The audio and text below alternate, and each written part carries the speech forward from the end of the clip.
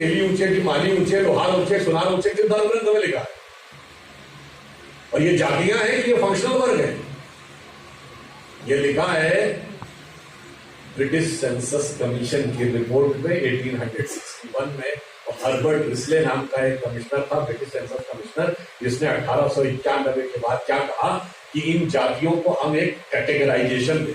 अच्छा, अगर 4000 की तो अल्फाबेटिकल ऑर्डर में लिखा होना चाहिए, लॉजिकल है ना, 4000 का कोई डाटा है ना। उसने कहा नहीं, अब इसमें हायरार्की हम तय करेंगे। अब सोचिए 4000 की हायरार्की कौन तय कर सकता है? कोई एंट्रेंस एग्जाम तो हो नहीं रहा था।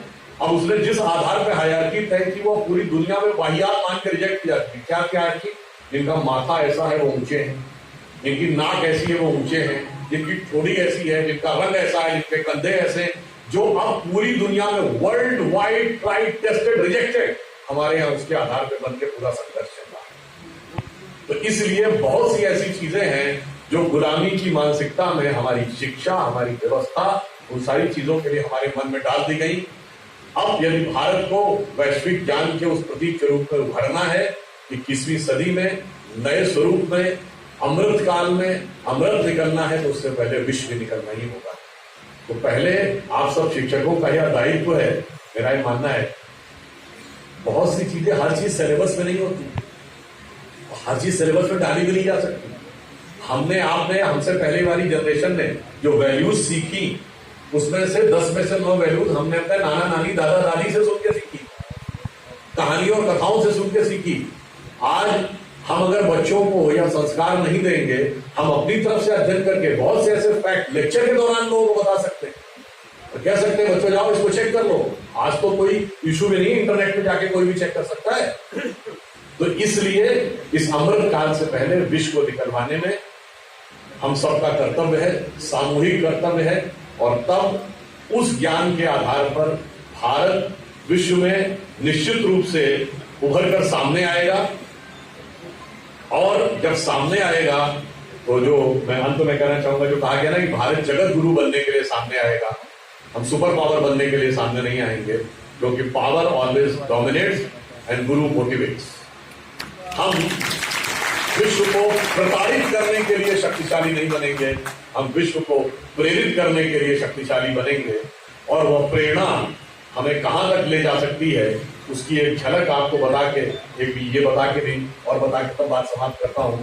जो आप सबको पता होगा कि फेसबुक और व्हाट्सएप का मालिक मार्क जुकरबर्ग, उसने बताया कि स्टीव जॉब्स, जो कि एप्पल का मालिक, उसने उससे कहा कि अगर जिंदगी में कभी तुम निराश और हताश हो जाना और लगे कि तुम्हारी पूरी कॉन्फिडेंस चला गया है, तो भारत में जाना, नैनीताल जिले में कैंची आश्रम है नीम करोड़ी बाबा का, वहां पे जाके तुम एक बार दर्शन करके आना, तो तुम्हें नई ऊर्जा मिलेगी। मार्क जुकरबर्ग ने यह बात अब कहीं भी है, और जब भारत आया तो प्रधानमंत्री जी को भी कही, और उसने कहा कि मैं गया कैंची आश्रम, मुझे सेम डे लौट के आना था, पर पहाड़ी इलाका है, मौसम खराब हो गया, इसलिए मुझे 2 दिन रुकना पड़ा।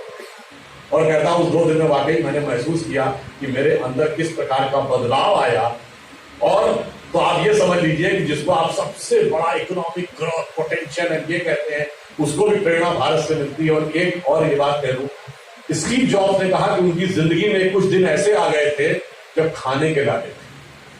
उन्होंने कहा मैं कोठरी में लेकर रहता था, मेरे पास खाने के पैसे नहीं थे, तो उन्होंने कहा हमारे यहाँ से 8-10 मील पर इस्कॉन मंदिर था, जहां दिन में 2 बार भंडारा चलता था, सुबह और शाम, तो मैं मुफ्त का भोजन खाने के लिए वहां जाता था। आप समझिए, ये वो देश है अमेरिका जहां कहा जाता है there can never be a free lunch, if there is a free lunch there has to be poisoning. वहां पे सबसे बड़ी कंपनी के आदमी को भारतीय संस्कृति से प्रेरित उन मंदिरों से वो फ्री लंच मिला, जिससे वो अपनी जिंदगी के सबसे बुरे काल से निकलने में सफल रहा। तो आप ये समझिए कि हमारे ज्ञान की प्रेरणा क्या देती है। तो सिर्फ मैं यही कहते हुए बात को समाप्त करता हूं कि हम ज्ञान की दिशा में बहुत आगे थे, पुनः हमें उसी दिशा में आगे बढ़ना है। हम 5वीं अर्थव्यवस्था बन गए हैं ब्रिटेन को छोड़ के। SBI के आंकड़े के अनुसार 2027 तक हम जर्मनी को छोड़कर 2029 तक जापान को पीछे करके 3rd अर्थव्यवस्था बनेंगे। तो सिर्फ ये कहता हूं कि स्वप्न देखा था कभी, वो आज हर धड़कन में है। एक नया भारत बनाने का इरादा मन में है। बढ़ रहे हैं हम प्रगति की ओर उस रफ्तार से, कर रहा है विश्व की हमको दमन पुष्पान से। धन्यवाद।